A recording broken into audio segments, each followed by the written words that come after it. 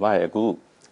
မတို့ဆိုရအာနာရလာပြီတစ်နှစ်ခွဲကာလအတွင်းမှာအဓိကအဖြစ်အောင်မြင်တိုးတက်မှုကိုဘယ်လိုသုံးသပ်ပါသလဲခင်ဗျာအဲ့အာနာရလာပြီဆိုတဲ့အသုံးနှုန်းကိုမကြိုက်ဘူးတာဝန်ယူတဲ့အချိန်ကတည်းက16လရှိသွားပြီလို့ပြောလို့ရတယ်ဟုတ်ကဲ့အဲ့တော့ဒီတာဝန်ယူလာတဲ့တစ်နှစ်ခွဲကာလအတွင်းအောင်မြင်တိုးတက်မှုကိုဘယ်လိုသုံးသပ်သလဲခင်ဗျာ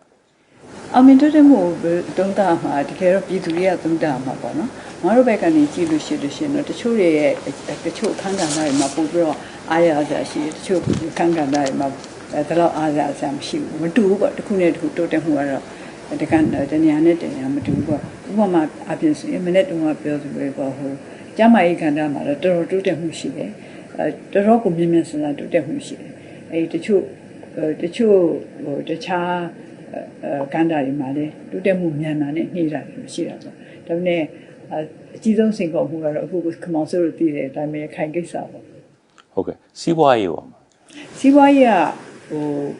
အခုဒီနှစ်စိုးစောပိုင်းကနေပြီးတော့ရင်းနှီးမြှုပ်နှံမှုဥပဒေမထွက်မချင်းကိုတော်တော်တိတ်ပြီးတော့မလှုပ်ကြဘူးရင်းနှီးမြှုပ်နှံမှုဥပဒေထွက်ပြီးတော့တစ်ခါnew ဥပဒေထွက်ရတယ်နောက်တစ်ခါကုမ္ပဏီဥပဒေထွက်ရတယ်နောက်တစ်ခါအဲ့ဒီဟာနဲ့ပတ်သက်ပြီးတော့ဆက်နွယ်နေတဲ့ပေါ့အထူးဖြင့်နိုင်ငံခြားသားတွေအတွက်နိုင်ငံခြားသားတွေနဲ့သက်ဆိုင်တဲ့ဥပဒေတွေကိုလည်းအဲ့ဒါတွေကအားလုံးဆက်ဆံနေတော့ငါတို့အခုမြင်တာကတော့အခုဒီဟာတွေအားလုံးထွက်ပြီးမှပို့ပြီးတော့လှုပ်ရှားလာမယ်လို့ဒါရင်းနှီးမြှုပ်နှံမှုအနေနဲ့ပေါ့နော်ဟုတ်ကဲ့အဲ့တော့အခက်ခဲစိန်ခေါ်မှုအဖြစ်ဆိုရင်ဘာတွေပြောနိုင်မလဲခုကပဲပြောတယ်လေအကြီးဆုံးစိန်ခေါ်မှုကတော့ရခိုင်ကိစ္စဘာလို့သိဟုတ်ကဲ့နောက်ပြီးတော့ငင်းကြိုင်းကိစ္စပေါ့တကယ်တော့စိန်ခေါ်မှုကကဘာ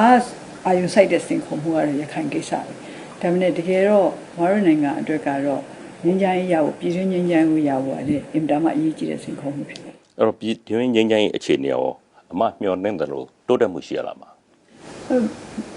ပြောလို့ရှိရင်ပြည်တွင်းငင်းကြိုင်းအနေနဲ့ဘယ်လိုဖြစ်မယ်ဆိုတော့ဒီလိုမျှော်လင့်ချက်နဲ့မလုပ်ခဲ့ဘူးအောင်မြင်မယ်ဆိုတော့ယုံကြည်တယ်ဒါပေမဲ့အချိန်ကတော့ယူရမယ်နော်တခြားငင်းကြိုင်းဖြစ်စဉ်တွေကိုကြည့်လိုက်တဲ့အခါကျရင်ဘယ်တော့မှဖြူဖြူဖန်ဖန်မရှိဘူးဘယ်တော့မှဖြူဖြူဖန်အောင်မရှိဘူးငင်းကြိုင်းဖြစ်စဉ်ဆိုတာအစားတွေကမငင်းချမ်းစီရမယ်အကြောင်းတွေရှိလို့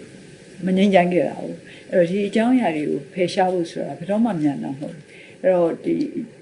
ငါတို့တခြားနိုင်ငံတွေငင်းကြိုင်းဖြစ်စဉ်ကိုကြည့်လိုက်တာပေါ့ကြည့်လိုက်တဲ့အခါမှာတိုးတက်လိုက်ခါဒီရပ်သွားလိုက်တန့်သွားလိုက်ခါပြန်တက်လိုက်ခါဒီတော့နည်းနည်းလေးပြန်နောက်ဆုတ်လိုက်နေအဲ့ဒီလိုပဲသွားရတယ်ဆိုတာတွေ့ထားတော့အဲ့ဒီလိုပဲမျှော်မှန်း